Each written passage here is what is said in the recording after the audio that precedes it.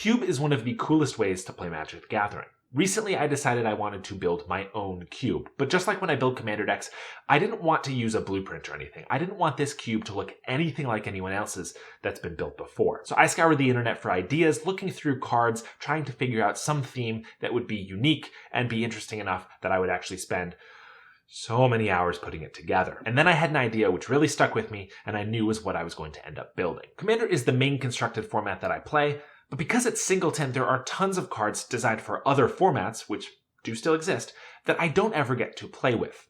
Cards that care about having multiple copies of themselves. Think Relentless Rats or Persistent Petitioners. Now, those might not be great examples because you actually can include any number of those in your deck, but there are plenty of cards like Fairy Miscreants, Whisper Squad, and Squadron Hawk that you can't include any number of. In fact, you can't include more than one. I decided to build my cube around these types of cards. And once I had this idea, I was hooked. As I scoured the internet for every single card that had this type of effect, I found some great ones like Kjeldarin Warcry, Runesnag, Sound the Call, Demigod of Revenge, Cillian Sunsinger, Gigantiform, Brothers Yamazaki, and my personal favorite, the full Grandeur cycle. These cards don't fit anywhere. You can't have two of them in Commander, they're way too weak for Modern or Legacy, and they're obviously not legal in Pauper. But they're perfect in this cube. This has been a small but recurring theme throughout Magic's history for a long time. And recently we've gotten such great cards as Legion Angel, Gladewalker Ritualist, Seven Dwarves, Ancestral Anger, Power Stone Shard, and the list keeps going.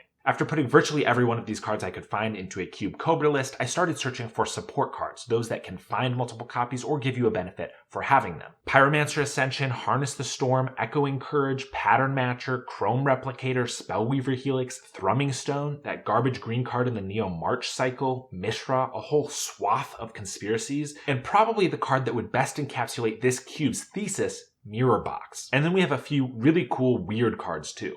Bifurcate, Pack Hunt, Twinning Glass, and Clarion Ultimatum, just to name a few. I could see my beautiful masterpiece coming together, but there was one other type of card that I definitely needed to include, and that was removal/hate pieces for having multiple copies of the same card. Now, this may seem counterintuitive because I encourage players to build decks in a certain way, and then I have cards that punish them for doing so. But that's how a draft environment works. It's the same thing with having Graveyard Hate on Innistrad or Artifact Destruction on Mirrodin. The most fun comes from a balance of players trying to overcome each other's strategies. Luckily for us, there's a ton of great removal for this cube. Declaration in Stone, Legion's End, Homing Lightning, Echoing Truth, Sever the Bloodline, Maelstrom Pulse, Detention Sphere, Is It Staticaster, Winnow, and a lot more. When you're staring down an army of Essence of the Wilds, you're going to thank your earlier self for drafting a banishment. We also have several ways to hamper those duplicates in other ways. Anointed Peacekeeper, Eye of Singularity, Ashiok's Erasure, Leyline of Singularity, Shimmy Inspector, Reflector Mage, Dragonlord Kolaghan, Silverquill Silencer, and Booby Trap. Now that I have a rough idea of the cards I want to include, I started shaping draft archetypes so that you could actually build a cohesive deck. To keep it simple, I stuck with just color pairs, and I tried to base them around the cards that I was already including. White-Blue has several copies of Fairy Miscreant, Squadron Hawk, and Legion Angel, as well as controlling cards like Ashiok's Erasure, Nevermore, and Council of the Absolute. So its archetype is a hybrid of flyers and control. Slow down the game until you have enough time to slowly ping your opponent to death in the air. To help this theme, I added Asperia the Inscrutable, Fae of Wishes, and Mist Syndicate Naga. Blue-Black was a little harder to nail down, but because of cards like Undead Servant, Echoing Return, Take Inventory, and Runesnag, it made sense for this archetype to be self-mill. I added in 2 Hedron Crabs, Dreadhound, Runo Stromkirk, and Gyruda Doom of Depths as self-mill enablers and payoffs. Black already had 4 copies each of Whisper Squad, Rat Colony, and Undead Servant, and Red had a full 7 copies of Seven Dwarves. This is probably the most tenuous archetype, but I decided for Black-Red to care more than other colors about having multiple copies of the same creature, and in kind of an aggressive fashion. To support that, I added Infernal Tutor, Secret Salvage, Cheering Fanatic, Jaxus the Troublemaker, and Cursed Mirror. Red-Green's archetype came not from cards I had already included, but from a handful of cards I knew would be powerful if added that all revolved around shared creature types. If you have 2 copies of the same creature, that also means you have 2 creatures with the same creature types. So let's take advantage of that. To complement our 7 dwarves, I threw in Magda. I threw a couple goblins in green with Ignoble Hierarch to pair with Red's goblins. I put an elf in red with Delina to pair with green's Growth Chamber Guardians, and green changelings like Masked Vandal, Gladewalker Ritualist, and Realmwalker pair with anything. And for a couple more payoffs, those powerful cards I mentioned earlier, Shared Animosity, Molten Echoes, and Grave Sifter. Green-white's archetype is probably the most natural for its colors, but it fits perfectly in the cube, and that is creature tokens. The thing about tokens is, 2 tokens of the same type have the same name.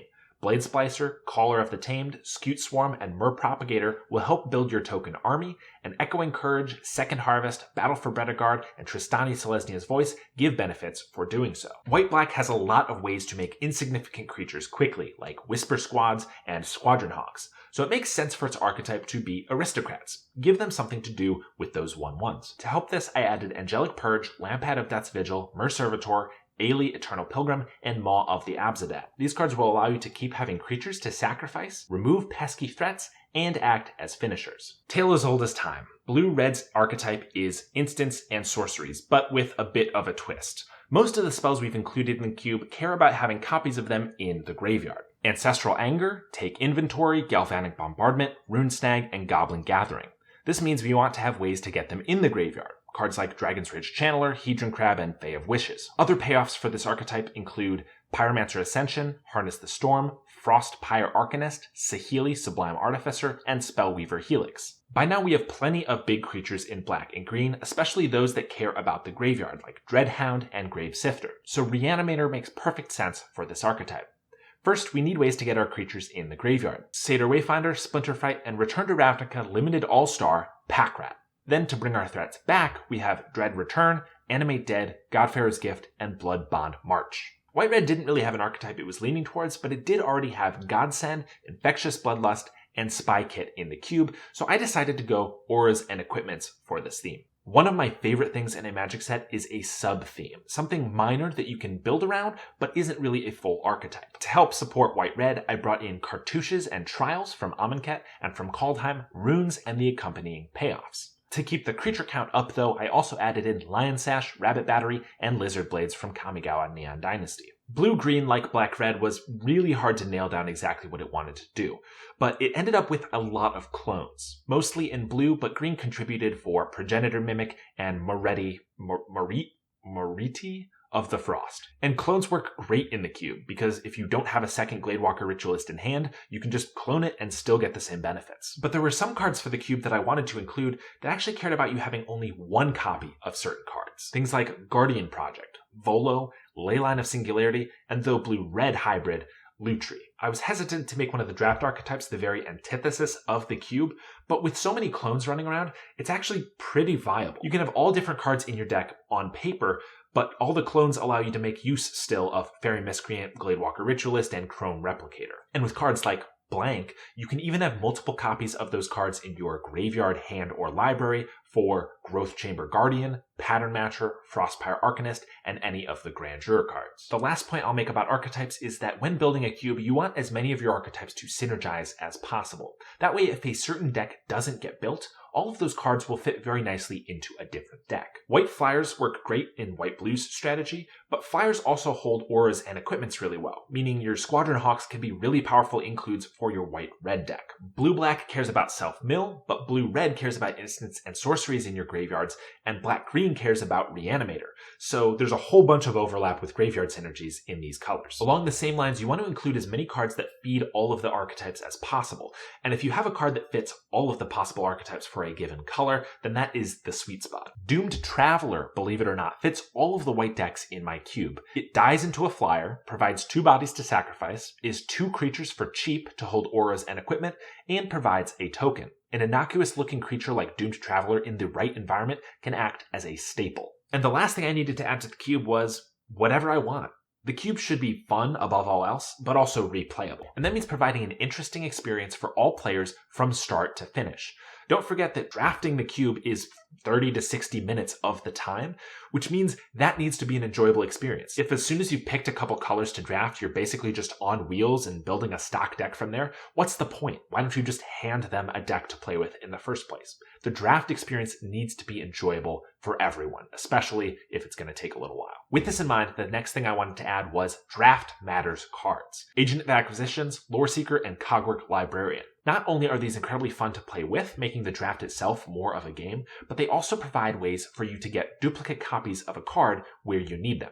even if there are multiple in a single pack. Then, because the cube already wants us to be looking for very specific cards to pair together, I included some meld cards, as well as the Of Empire's Trifecta, and Bride's Dress and Groom's Finery.